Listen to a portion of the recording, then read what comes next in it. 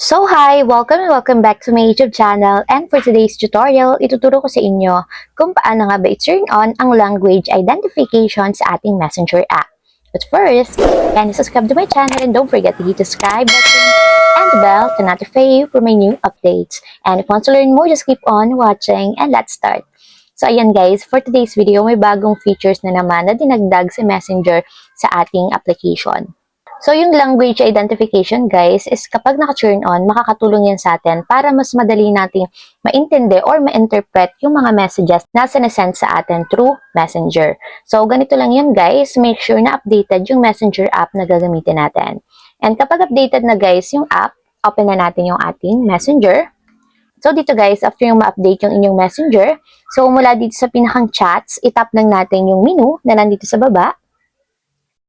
And after yan guys, tap naman natin yung settings. And dito guys, sa setting, i-scroll up lang natin.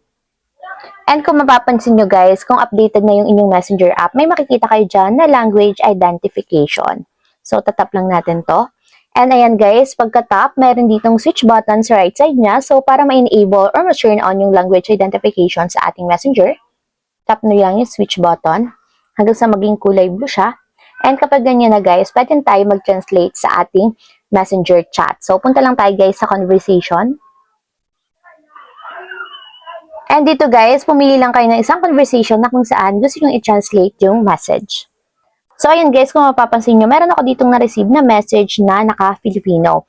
So, gusto ko siyang i-translate into English. So, ang gagawin nyo lang guys, dito sa na-receive nyo na message, itatap and hold nyo lang hanggang sa may lumabas na ganyan and tap nyo yung more. So, yan guys, kapag naka-turn on or naka-enable yung language identification, may lalabas dyan na translate. So, tap natin guys yung translate. And tingnan nyo guys, nag-translate na yung kaninang Filipino into English. So, what are you doing?